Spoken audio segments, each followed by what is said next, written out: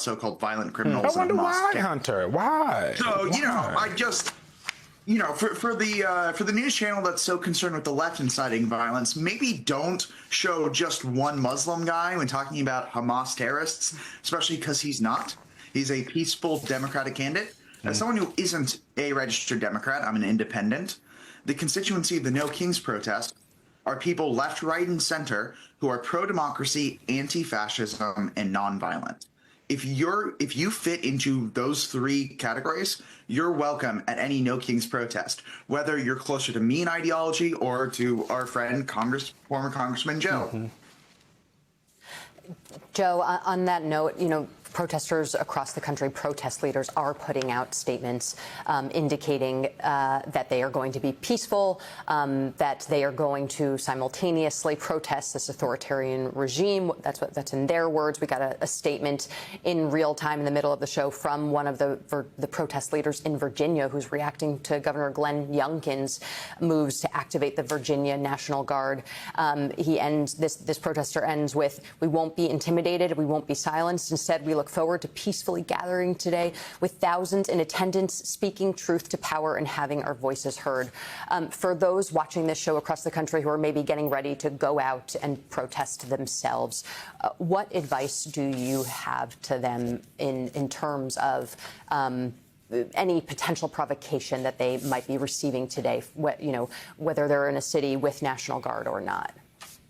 My advice is loud, proud, joyous, happy, be all about love for this country and be peaceful.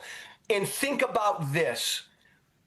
What my former party is scared to death of, and some have told me this privately. That's why Speaker Johnson and some of my former colleagues, oh my God, I mean, terrorists, calling people today terrorists, what they are afraid of is mammoth, peaceful protest.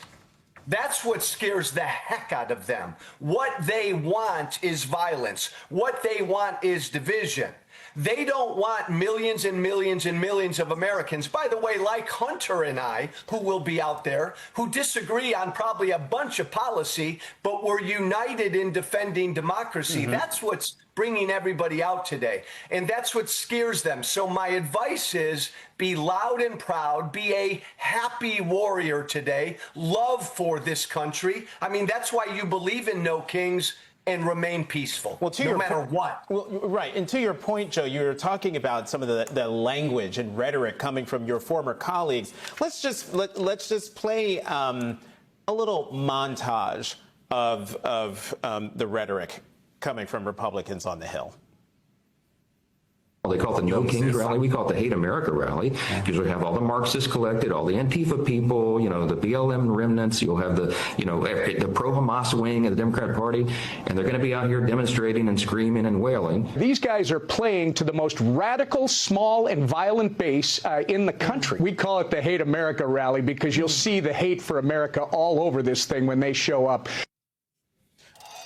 I mean, I don't even know who Joe, you've had your say on this kind of deplorable rhetoric. But Hunter, I'm wondering, once the sound of that came out, a lot of the commentary has been, you know what, that's actually kind of backfiring and is sort of stiffening the spines of Democrats on Capitol Hill. But what do you think that kind of rhetoric throughout this week has done for your efforts to get people out today for No Kings rallies?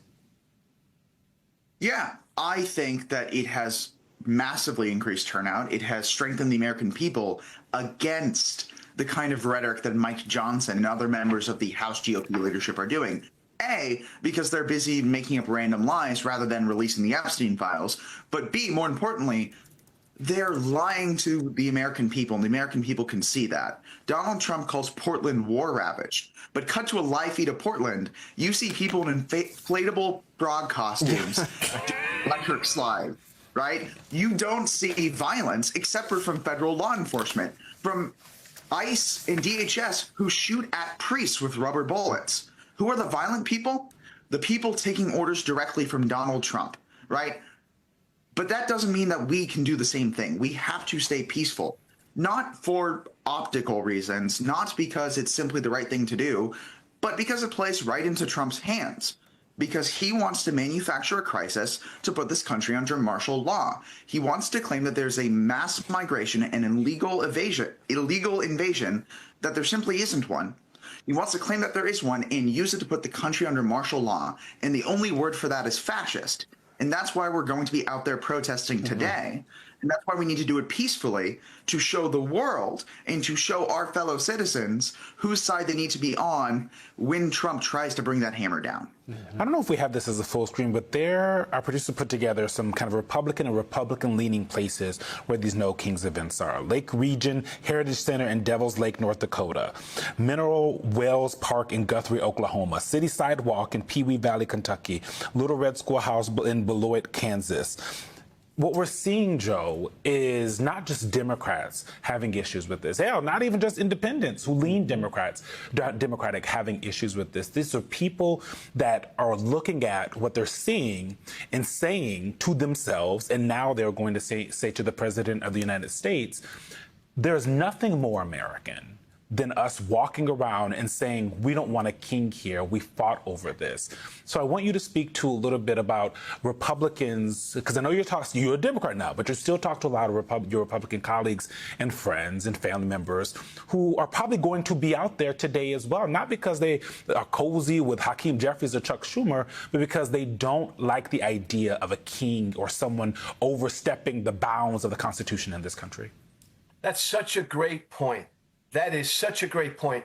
I spoke at a bunch of the No Kings rallies at the last one in June. And I'll tell you what, these will be bigger. And I've been blown away in the last couple weeks from hearing from so many of my Republican friends and conservative friends who did not go out to the June rallies, who have watched what's happened the last few months in this country, and they're coming out today. So to your point, this is going to be an even bigger, more politically diverse crowd, because you're going to get Republicans and conservatives coming out. Because think about this. What is more American than just reaffirming that basic founding principle that we do not have kings in this country? Depending on who you ask, it is the eve of freedom or the eve of terror. Just hours from now, thousands upon thousands will gather in the streets for the nationwide No Kings protests. Organizers say that they're speaking out against Donald Trump and his abuse of power. Republicans are framing it quite differently. We're going to bring together the Marxists, the socialists, the Antifa advocates, the anarchists, and the pro-Hamas wing of the far-left Democrat Party. That is the modern Democratic Party. That's where they've gone.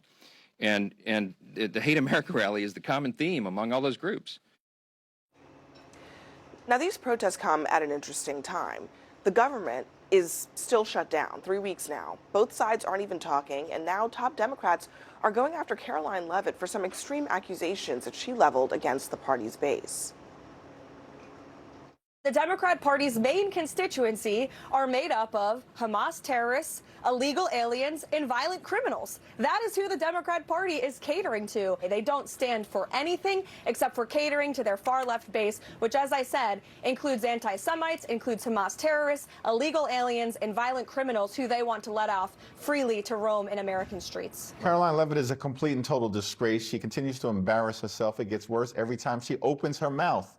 She's lying about something. And of course she's lying about the patriotic Americans who are going to exercise their First Amendment rights to petition the government and express themselves and gather in a peaceful assembly.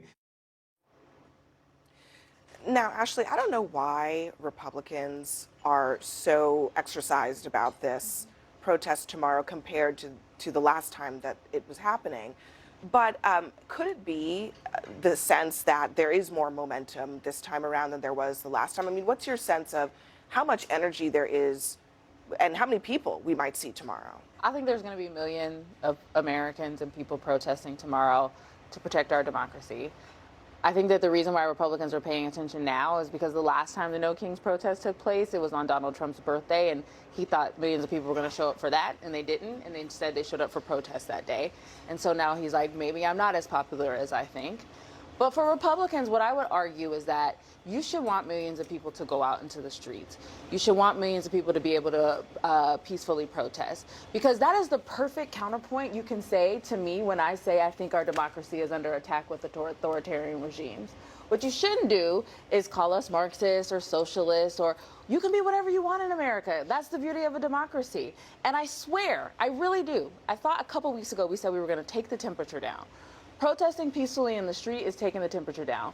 Calling people Hamas sympathizers, socialists, all the other terrible things they've said, that is not what that does. Yeah, whatever happened to that, Lance? Who are the sponsors The idea, whatever happened to the fact that literally just a few weeks ago, the idea was, let's take the temperature down. Let's not call each other these things that make this seem like some kind of existential struggle. What happened to that? Who are the sponsors of this event tomorrow? Let's say Indivisible. The leading defund the police organization in this country. Jewish Voice Indivisible is not the leading defund the police. That is like 100% factually are. incorrect. They were for years to defund the police. No, they weren't. That's Jewish wrong. Voice Check for your Peace source. is a Hamas sympathetic group. They pal around with Students for Justice for Palestine, another Hamas funded organization. They're not the lead These are the protesters. organizations. George Soros funded organizations. They're the most radical left-wing groups that are sponsoring. Are you arguing survive. that those organizations are single-handedly going to bring millions of people in the streets? We're talking 2,500 different plans and No Kings protests are winning because what they're demonstrating is the fascistic tendencies of Trump, because he cannot handle legitimate criticism. He can't. And this is on a scale too big to ignore. So these protesters doing extremely peaceful protesting, talking about First Amendment rights, talking about basic public services, yes, making fun of Donald Trump and Republicans, but doing it all in a spirit of, criticism of the social and economic and political elite. And all of this is happening, and Trump is acting like these are revolutionaries. Like these are people walking around about to launch a coup, which is deeply ironic because the only movement in recent American history that tried to launch a coup was MAGA via January 6th, and a lot of people think Donald Trump directly ordered people to launch that coup. And so what these protesters have done is not only, exercise their First Amendment right and demonstrate that there's a mass level of support for the protests, right? Like it's not just a few people in one city, it's thousands of people in hundreds of communities, yes, in blue states, but also in red states, also in purple states, not just in the big cities, but also in smaller towns, demonstrating this. But then also Trump's reaction and MAGA's reaction to the protests tells you why they're needed. Right? Like if there's any we already knew these protests were justified, but if you're like neutral and on the fence, and you're like, well, why do they need to make these protests? The second you hear MAGA and Trump and other Republicans speak about them, tells you they're needed. Because fascists, they don't want to hear it, and they need to hear it.